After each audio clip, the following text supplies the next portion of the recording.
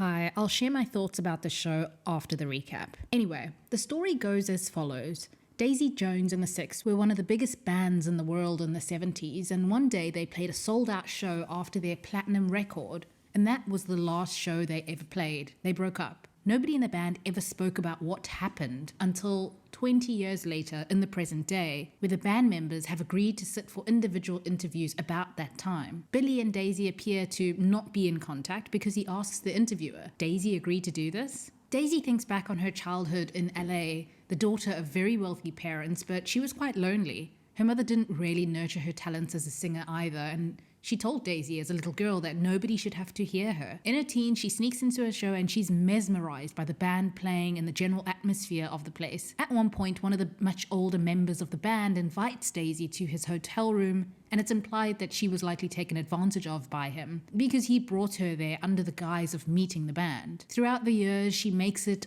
into the party scene, drinking, taking some drugs, but through all of this, she's writing songs. One evening, she meets a singer who she's a big fan of named Simone, and they strike up a friendship and eventually become roommates when Daisy moves out of home. Billy, the co-lead singer of the band, grew up in Pittsburgh. Graham, his little brother, decides to start a band with Billy and his friends. At first, Billy just agreed to listen and help them out. I mean, these were Graham's friends after all. He had no interest in actually being in the band, even though he was a talented musician himself. Billy would come to the guys' band practice, and soon enough he was not only part of the band, he became the lead vocalist. The band eventually gets good enough to play local gigs around town, and it was an escape, Graham says. Nobody had really taken it too seriously at that point, even though they did practice and they made an effort for their shows. One night, everything changed. So the band is playing a show, and in the audience they see their dad, who had supposedly walked out on them years ago. Anyway, there he is being a sad drunk as though he'd never left town. Billy confronts him, but it's clear that his father isn't interested in a reunion or really knowing much about his sons. Billy smashes the guitar that his father had left for him before walking out. After this incident,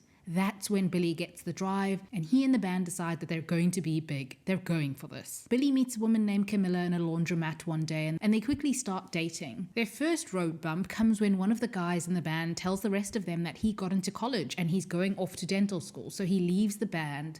They do manage to make do without him eventually though. At their gig, still in Pittsburgh, they meet a tour manager named Rod, and he encourages them to get out of Pittsburgh and move to LA. After an almost tearful breakup, Camilla decides at the last minute to take Billy up on his offer to go with them. Daisy, meanwhile, is tired of men stealing her ideas and playing the muse to these men. One of her boyfriends even stole one of her songs and is achieving great success with it. At the end of the episode, she walks into a bar and sits at the piano. She wants to see if she has it. She puts on a performance and receives a very tepid, barely there applause, but she walks out with a smile on her face. I should mention that Karen, a keyboardist who will later be in the band, and Graham meet at a gig. They have a little meet cute and there are some sparks, but nothing really happens right then.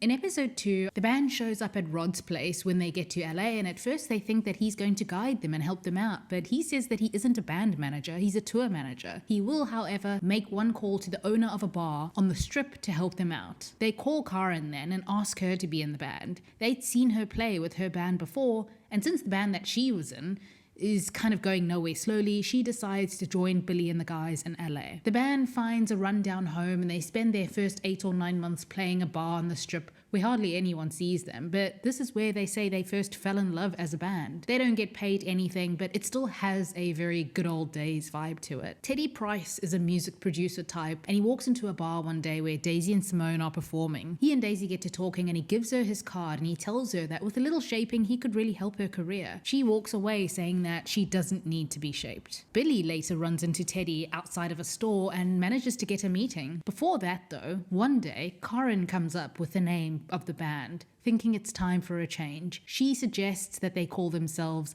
The Six. The Six play for Teddy, and for a while he kind of takes them under his wing, has them playing local gigs, and eventually he decides to record with them. At the same time, he's still trying to get Daisy to work with him, and she's slowly becoming more convinced. Anyway, the Six finish recording their album, and they're about to go on the road on tour when Camilla tells Billy that she's pregnant, so they decide to get married that same night. The resulting tour is difficult for them to talk about in the present day. Camilla, though, remembers it clearly. Back then, Billy would call Camilla from the road regularly, and then all of a sudden, he'd be forgetful on the phone, and then he just went MIA. The band members weren't being forthcoming with her about his whereabouts either. So heavily pregnant and frustrated, she tracks him down and she finds him in a van with 2 women, high and drunk out of his mind. At this point, Billy is not only drinking, but he's using drugs as well. This has been going on for a while now, and their tour performances have been suffering as a result. Sometime later, Teddy comes to check in on Billy and tells him that Camilla has given birth to a baby girl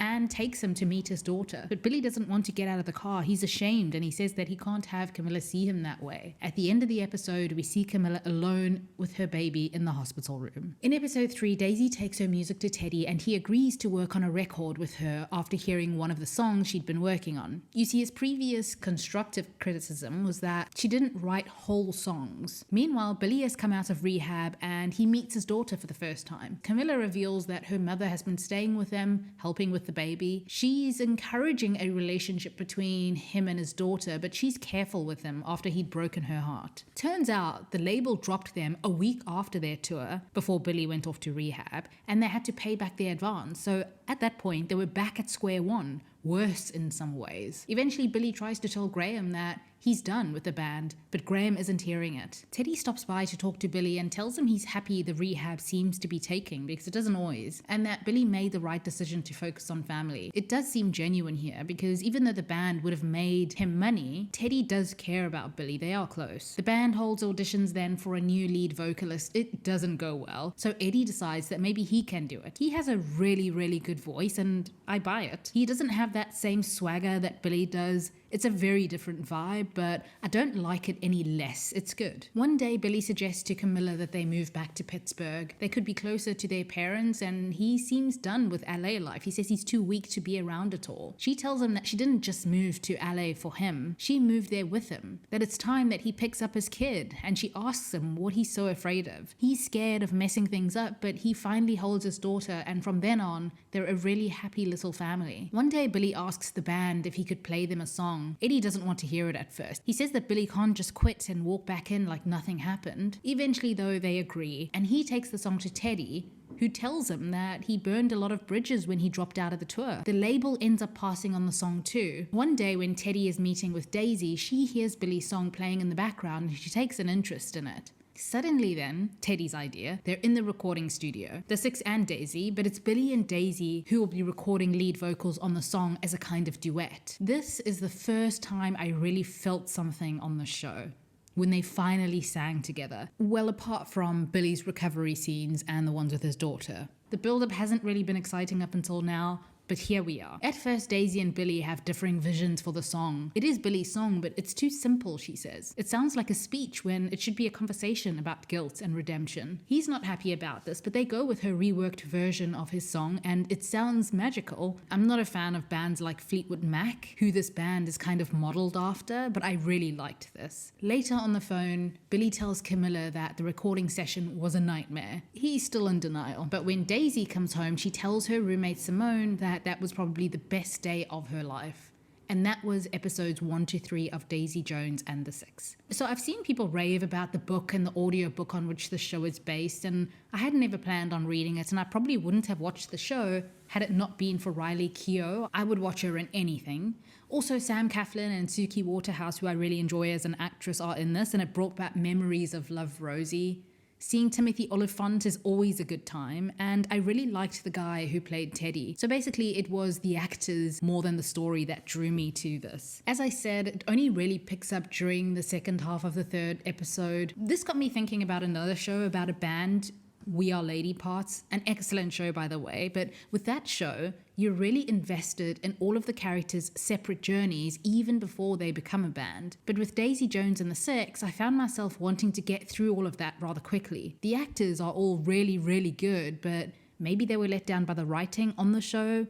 I don't know what it was, but I just wasn't interested in any of their stories before they became the band. Or I didn't need 3 full episodes to tell me those stories. This may be a case of the whole being better than the sum of its parts, I guess. I can say that the payoff is so worth it, because that last part in episode 3 when Daisy and Billy finally sing, it was just so good. I went from being rather indifferent to almost falling in love with the show instantly. Like, you can feel it start to rev up there. Anyway, I'll definitely be sticking around for more. If you've seen it or read the book, please feel free to share your thoughts, and thank you for watching.